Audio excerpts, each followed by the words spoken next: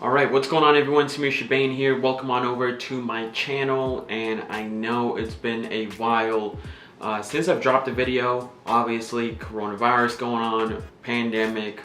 Also, Ramadan has officially started about 3 days ago. What is Ramadan, in case you don't know? Well, it's a month of fasting from sunrise to sunset. So it's for those of Muslim background, and we do not eat or drink any water, any liquids, don't eat anything, don't consume anything from sunrise to sunset. So I'm probably gonna be a little bit drowsy in this video here, but I'm gonna try to pump myself up as much as possible. Hopefully you guys can pump me up with some likes, some comments, some subscribes below. But unfortunately, since I can't have any coffee in the morning, obviously, and I'm a huge coffee drinker, so waking up in the morning and can't have my coffee, well, you know, the day is gonna get started a little bit differently. But here's the deal, okay? Over the past month or so as well, we've actually built an incredible brand, okay? It's at 85K for the month so far.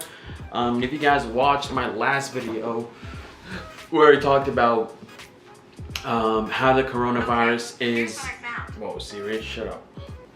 How the coronavirus is affecting Shopify dropshipping stores, and the fact that it wasn't the pandemic itself, it wasn't really the coronavirus itself that's the problem with you know, the lack of results that dropshipping stores can generate right now, due to the fact that, well, everything coming out of China is taking anywhere from 4 to 6 weeks. Might cost you an arm and a leg, might get held up at customs for a couple of weeks. So it's just a shit show. But ideally, this is a brand right here, okay? This is a brand where all of our suppliers, our distributors, our manufacturers are actually based in the US, okay? So I'm not telling you this here to brag, although I'm definitely not complaining, because, you know, the team has been working really hard to make this happen, okay? To make this 85K month that we've had so far here happen. Hopefully we'll end up at like 100K for the month. But anyways, since I haven't really been able to post much on YouTube because we've been so focused on actually doing what we preach, right? Practicing what we preach, building e-commerce brands such as this one right here. I wanted to take some time to actually answer some questions, okay? I posted up like a little Q&A post on my Instagram, and I got tons of good questions, tons of, and also a lot of people asked similar questions, so I assume there is some type of congruency between everybody that's either trying to get started in the e-com space or struggling in the e-com space. So either one of those, whichever you belong to, one of those groups, make sure you stick around. I'm gonna answer these questions as best as I can, and I wish it was answers that I had learned when we were first getting started in the e-com space, okay? So the first good question that I saw a couple times is, what is a good beginner strategy for 2020? Well, one of the best recommendations for 2020 is gonna be understanding this skill set. And I was actually just reading this this great book right here called The Creator's Code, okay? The Creator's Code. And one of the 6 essential skills that Amy Wilkinson talks about is finding the gap, okay? So one of the most important skills and one of the most important parts of the 2020 strategy is being able to find gaps in the market, okay? So there's a couple different ways you can find gaps in the market, and I highly recommend you just pick up the book. But off the top of my head, obviously there's gaps in the market where people aren't looking for a product, but nobody's making it, so you could be that person to make that product. You can also see tons of opportunity, like for example, when you're looking at product reviews on Amazon, 4-star, 3-star, 2-star reviews of any product, really, you'll see that there is tons of people or tons of recommendations on how to make that product better, how to make that variation even more valuable. And so there's an opportunity there where you can look for, trending products that are already selling really well, and just fixing what a lot of people are complaining about, and more importantly, doubling down on what they love about those products, okay? So that's the other way. I believe the third way is to just, honestly, I can't think of the top of my head here. I highlighted a lot of it, but highly recommend you just pick up the book. But the basic point that I'm trying to make here is being able to find gaps, whether it's gaps in product lines, like for example, you look at skincare and you see, hey, look at this special ingredient that a lot of people are looking for, but nobody's making it. That's key. You could look at different markets and say, hey, look, like this market here hasn't really been sold online. For example, I've been seeing a lot of toilet paper brands, a lot of hand sanitizer brands. And some of these brands were there before this whole pandemic, but ideally they're just picking up traffic and traction while this whole thing is going on. And I'm sure they're gonna keep their traction going forward even after this thing is over, okay? Another thing that I really recommend is you skip over the whole drop shipping phase, okay? And this is honestly why I haven't been making so much videos, and I cringe every time I make a video about drop shipping, because it's just so fucked. Like, it's so fucked, it's so bad. And how people are portraying drop shipping and how people are understanding drop shipping. It's become much less of the idea that, hey, this is a business model, and more of the idea that, hey, this is a get rich quick scheme. Just copy and paste, launch some ads, and you're gonna make a shit ton of money. Well, the reality is that people are not looking, and people are not having trouble finding products, okay? So, for example, you can go on Amazon, buy any product you want.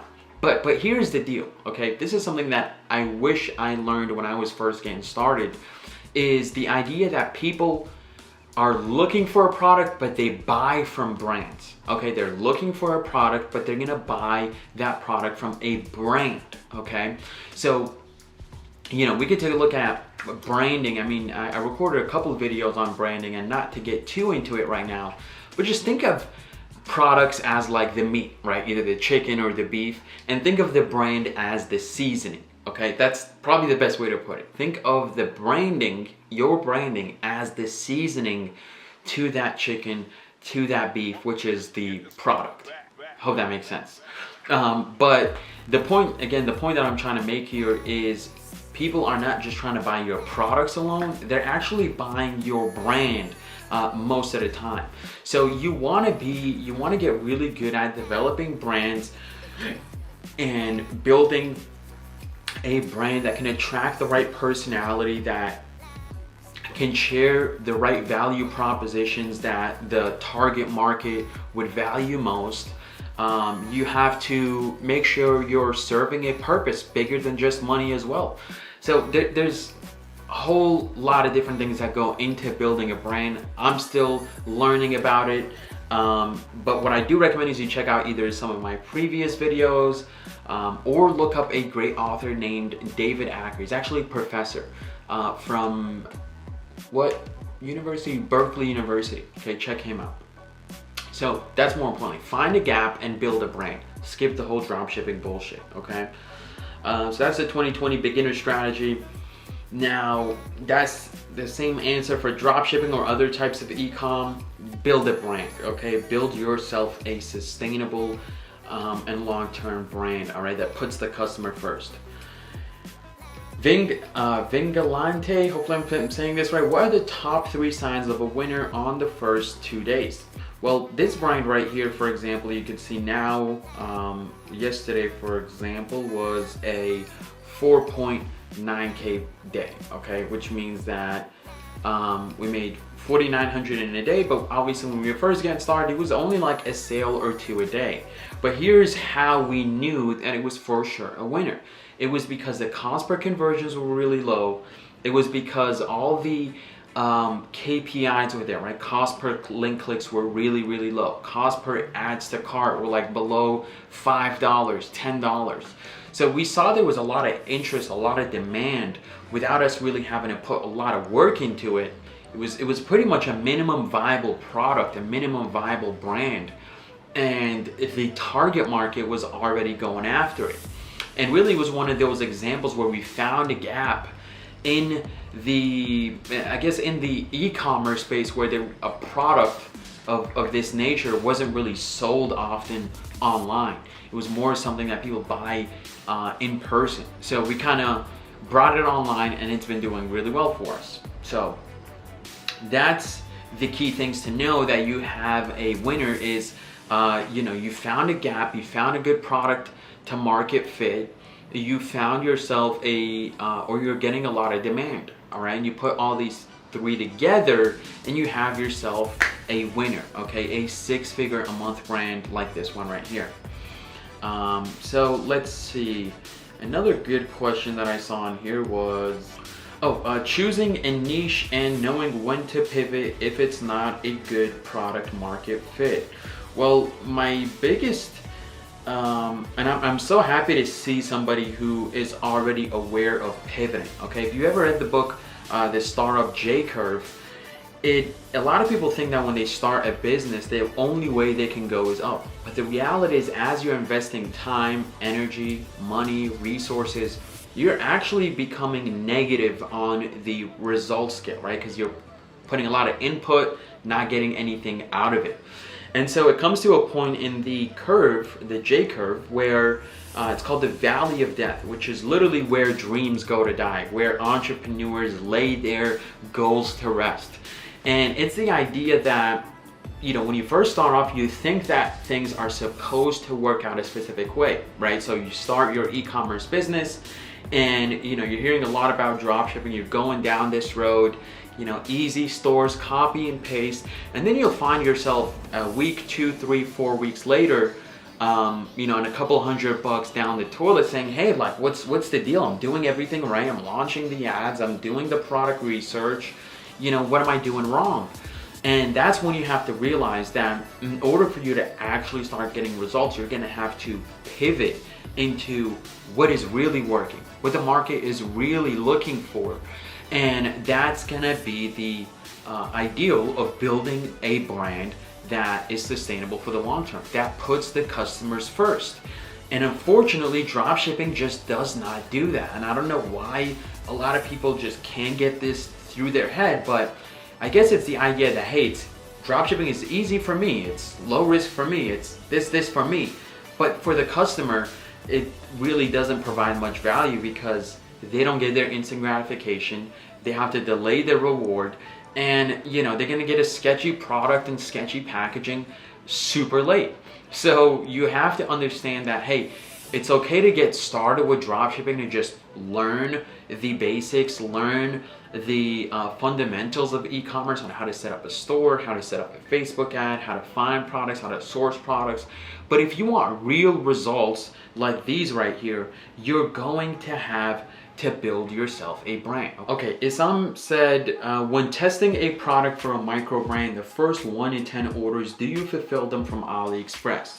So if you've ever heard of my test, retreat, then scale strategy that I learned from my mentor, Alex Meir, then let me clarify, okay? Well, what I recommend is when you're first starting an e-commerce brand, like obviously the thing that you're gonna wanna do is just create yourself some samples.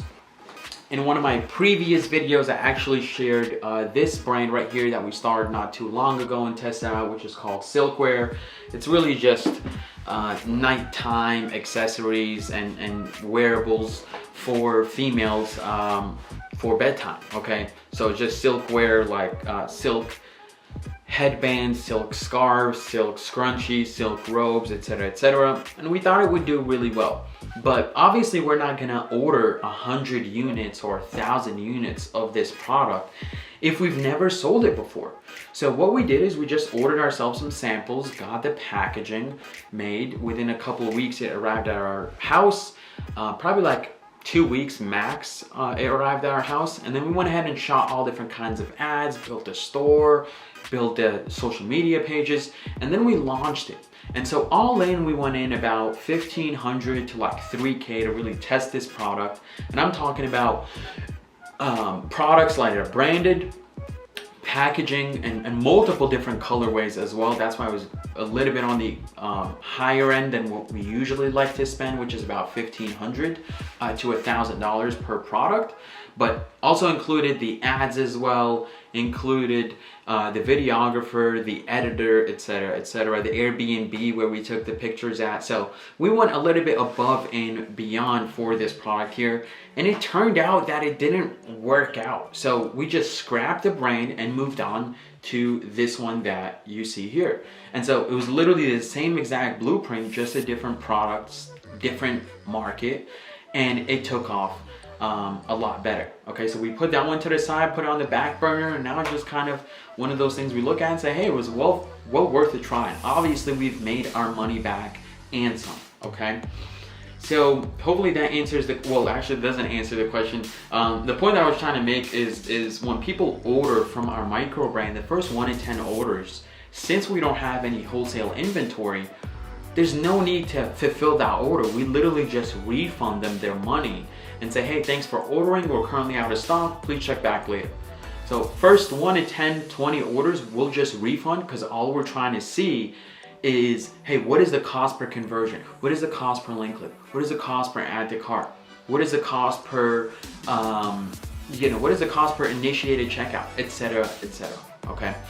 All right, so the last question that I want to answer here before we wrap this up is, what is the future of e-com after COVID? All right, now this is a really good question, and a really good concern if you look at it as a concern, like, hey, should I even get started with e-com?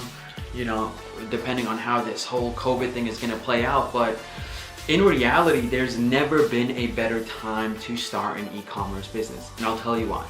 If you've ever read the book Crossing the Chasm, which talks about and explains how trends work, okay? And trends are pretty much broken down into 5 different segments, all right? The first segment is gonna be the innovators. So the people who first created online stores, like Peter Thiel from PayPal and eBay, etc. Well, then there is the early adopters, right? The Silicon Valley folks, the geeks, the internet geeks that were excited to buy something online. Then you got the early adopters, which is pretty much gonna be what was going on before COVID, right? Which is a ton of millennials and anybody who really is open to new technology, like who has an iPhone, is buying things online. Then you got the late majority and the laggards, right? Which is pretty much half of the trend, really, half of the trend segment. And the late majority and the laggards are really people who have to be forced to buy things online or forced into that trend.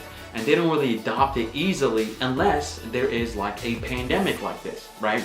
So anybody who was suspicious, for example, my mom, who was suspicious of buying things online because she doesn't want her credit card info stolen, and which is a really good concern. I'm sure a lot of people, share that same concern, but the reality is that with this pandemic, it doesn't, you have to take that risk, the risk of somebody potentially stealing your card info versus you not eating and dying. It's like, 10x to 1, right? So you're obviously gonna be comfortable ordering online because you have to do it, and after you do it a couple of times, you're gonna realize that, hey, this is actually a lot better than going to the store and having to drive all the way there and drive back and carry my own groceries. Oh shit, I could just do it from home for $5.